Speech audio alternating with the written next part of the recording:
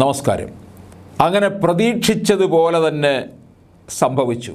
അതായത് റഷ്യയുടെ പ്രസിഡൻ്റായി വീണ്ടും വ്ളാഡിമിർ പുടിൻ തിരഞ്ഞെടുക്കപ്പെട്ടിരിക്കുകയാണ്. പുടിന് ലഭിച്ചത് 87% വോട്ട്. ആകെ വോട്ട് ചെയ്തവരിൽ 7.6 കോടി പേരും പിന്തുണച്ചത് പുടിനെയാണ്. ഇന്നേ വരെ അദ്ദേഹത്തിന് ലഭിച്ചതിൽ വെച്ച് ഏറ്റവും വലിയ വോട്ട് നില. പ്രതിപക്ഷവും മിക്ക പാശ്ചാത്യ രാജ്യങ്ങളും പുടിൻ്റെ വിജയത്തെ അപലപിക്കുകയൊക്കെ ചെയ്തിട്ടുണ്ട്. രാജ്യത്ത് തനിക്കെതിരെ ഉയരുന്ന ശബ്ദങ്ങളെല്ലാം പ്രതിപക്ഷ നേതാവിനെ വരെ അടിച്ചമർത്തിയ പുടിന് വിജയം ഉറപ്പാണെന്നത് വ്യക്തമായിരുന്നു. എന്നാൽ ഇത്രയേറെ വലിയ വിജയമുണ്ടായത് അദ്ദേഹത്തിൻ്റെ ജനപിന്തുണ വ്യക്തമാക്കുന്നു എന്നാണ് ചൈനീസ് പ്രസിഡന്റ് ഷീ ജിൻപിങ് പറഞ്ഞത്.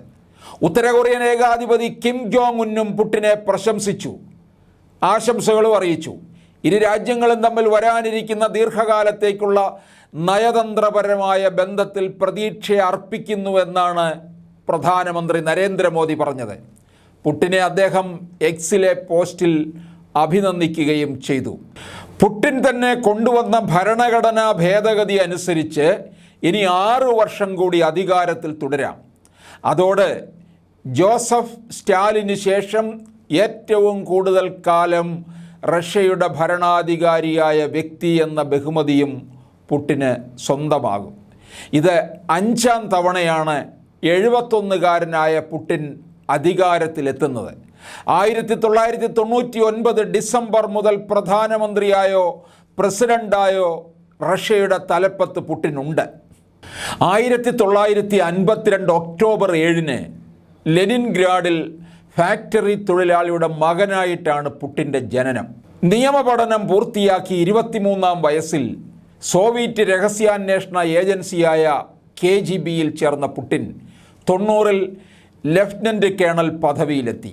99-ലാണ് ആദ്യമായി പ്രസിഡന്റ് സ്ഥാനത്തേക്ക് എത്തുന്നത്. 2018 മാർച്ചിൽ 4ാം വട്ടം പ്രസിഡൻ്റായി. 2020-ൽ കൊണ്ടുവന്ന ഭരണഘടനാ ഭേദഗതിയിലൂടെ 2024-ൽ പ്രസിഡന്റ് സ്ഥാനം ഒഴിഞ്ഞാലും പിന്നീടും തുടരാനാകുമെന്നത് ഉറപ്പാക്കി. സോവിയറ്റ് കാലത്തിന് സമാനമായി സർവ്വ അധികാരവും ഒരാളിലേക്ക് കേന്ദ്രീകരിക്കുന്ന ഭരണ സംവിധാനത്തിലേക്ക് പുടിൻ റഷ്യയെ മാറ്റുകയായിരുന്നു. 2000-ൽ നടന്ന പ്രസിഡന്റ് തെരഞ്ഞെടുപ്പിൽ 53.1% വോട്ടും 2004-ൽ 71.3%, 2012-ൽ 63.6%, 2018-ൽ 76.7% നേടിയാണ് പുടിൻ തെരഞ്ഞെടുക്കപ്പെട്ടത്. റഷ്യയുടെ അധീനതയിലുള്ള ഉക്രൈൻ പ്രദേശത്തും തെരഞ്ഞെടുപ്പ് നടത്തിയത് ഇത്തവണത്തെ പ്രത്യേകതയായിരുന്നു. ഉക്രൈനിൽ നിന്ന് പിടിച്ചെടുത്ത കേഴ്സൺ, ഡോൺസ്ക്, സ്പെറീഷ്യസ് എന്നീ പ്രവിശ്യകളിലാണ് വോട്ടെടുപ്പ് നടത്തിയത്. റഷ്യൻ പ്രദേശത്തെ സിവിലിയൻ കേന്ദ്രങ്ങൾക്കെതിരെ ആക്രമണം നടത്തി തെരഞ്ഞെടുപ്പ് തടസ്സപ്പെടുത്താൻ ശ്രമിച്ച ഉക്രൈന് തിരിച്ചടി നൽകുമെന്ന് പുടിൻ പറഞ്ഞിരിക്കുകയാണ്. തെരഞ്ഞെടുപ്പ് ആരംഭിക്കുന്നതിൻ്റെ തലേ ദിവസമാണ് റഷ്യൻ അതിർത്തി പ്രദേശമായ ബോൾഗോറോദിലേക്ക് ഉക്രൈൻ മിസൈലുകൾ തൊടുത്തത്. 1999 മുതൽ 25 വർഷത്തോളമായി പുടിൻ തന്നെയാണ് റഷ്യയുടെ ഭരണാധികാരി. പുതുതായി കൊണ്ടുവന്ന ഭേദഗതി അനുസരിച്ച് ഇനിയും 6 വർഷം കൂടി അധികാരത്തിൽ തുടരാനാകും. 4 വർഷം വീതം 2 തവണ മാത്രമായിരുന്നു റഷ്യയിൽ ഒരാൾക്ക് പ്രസിഡൻ്റാകാൻ സാധിച്ചിരുന്നത്. എന്നാൽ പിന്നീട് പ്രസിഡന്റ് കാലാവധി 6 വർഷമാക്കി മാറ്റി. ഇതെല്ലാം അനുസരിച്ച് 2030-ൽ നടക്കുന്ന തെരഞ്ഞെടുപ്പിലും ഇനി മത്സരിക്കാൻ പുടിനാകും.